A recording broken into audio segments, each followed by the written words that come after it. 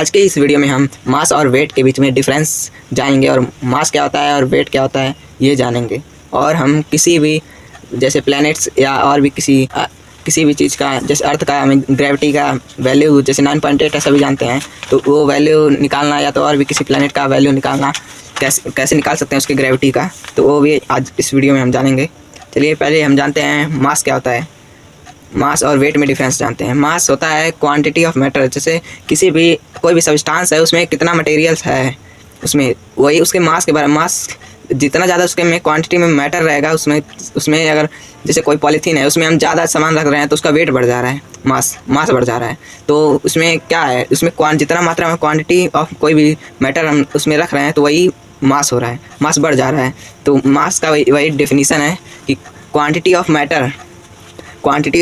Materials is called matter. बस simple से ये डिफिनीसन है उसका, और इसको डिफिनीसन को रखने से नहीं, हमें इसको समझना है बस।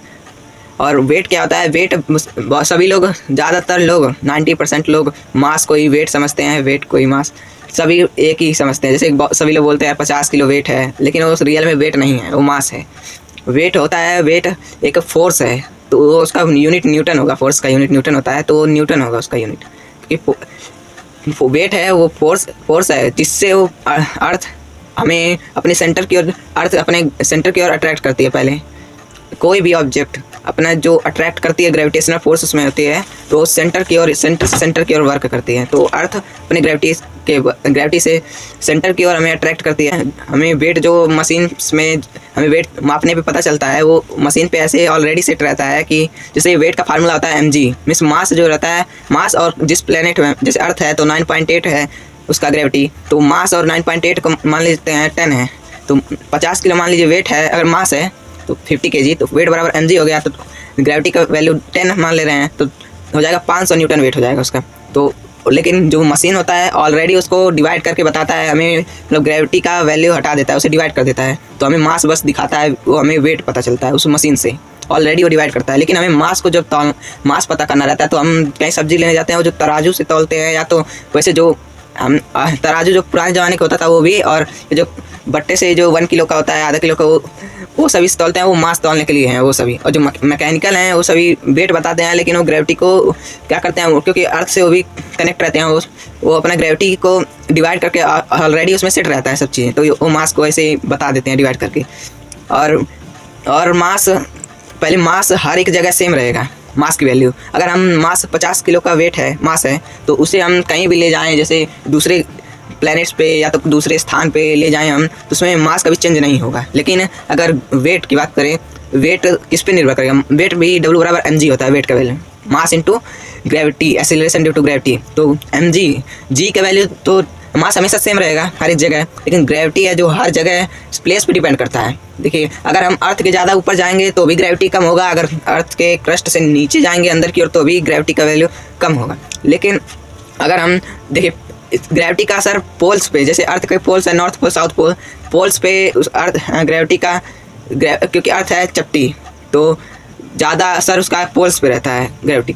अगर हम वही पोल्स से अगर कोई वस्तु हम लेके आ रहे हैं यहाँ इक्वेटर पे, क्योंकि पोल्स की तरह से चिपटा रहता है और इक्वेटर की ओर उसका डिस्टेंस ज़्यादा होता है सेंटर से, तो हमें इक्वेटर पे लाएंगे तो वेट उसका हमें कम लगेगा, लेकिन मास हर जगह सेम रहता है। वहाँ पर वेट इस वजह से कम दिखेगा क्योंकि उसका ग्रेविटी के प्रभाव से ग्रेविटी अलग अलग हो जाती है प्लेस। इससे अच्छा एग्जांपल है कि अगर हम अर्थ का 9.8 है ग्रेविटी, तो या 10 है मान लेते हैं, तो उसी ऑब्जेक्ट अगर 50 kg का है, तो वहाँ पर अर्थ पे अगर 500 न्यूटन आ रहा है उसका वेट, तो अगर उसे हम अगर मून पे मान लीजिए ले जाके हम उसको चेक कर रहे हैं वेट, तो मास तो वहाँ पर भी मून पे भी सेम रहेगा, लेकिन ग्रेविटी उसका कम हो जाएगा, क्योंकि मून का जो ग्रेविटी है अर्थ की ग्रेविटी से 1/6 है, मीन्स मतलब 10/6 हो जाएगा, क्योंकि जितना अर्थ का होगा उसका 6 गुना कम मून पे ग्रेविटी है। तो अगर मास तो सेम रहेगा, इस वजह से इसका जितना आया है, अर्थ का जितना वेट आया है 500 न्यूटन, तो मास सेम रहेगा, तो इस वजह से अगर हमें मून का निकालना रहे तो 500/6 कर देंगे, डिवाइड कर देंगे, तो उतना आ जाएगा मून का वेट। तो इसमें क्या पता चल रहा है, मास हर जगह सेम रहता है लेकिन वेट हर जगह सेम नहीं रहता है। और अगला डिफरेंस है इसमें कि मास को हमें एक डिफरेंस और था जिसमें हम मापते हैं, वो तो मैंने बता दिया। और और मास कभी ना ही, किसी भी बॉडी का मास 0 नहीं हो सकता, लेकिन वेट क्या है, वेट 0 हो सकता है प्लेस के हिसाब से।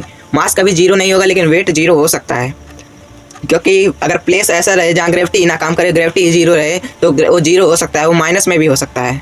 तो वेट अगला डिफरेंस ये था। जैसे अगर कहीं जैसे हम यूनिवर्स में ही कहीं बहुत से ऐसे जगह हैं जहाँ ग्रेविटी नहीं है, तो वहाँ पर ग्रेविटी काम नहीं करेगी, आप फ्रीली मूव करते रहेंगे इधर उधर, तो वहाँ पर कोई अट्रैक्शन फोर्स नहीं है, ना कोई ग्रेविटी है, वहाँ पर ग्रेविटी का वैल्यू 0 है, तो वो क्या हो जाएगा, वेट भी वहाँ पर क्या हो जाएगा, 0 हो जाएगा।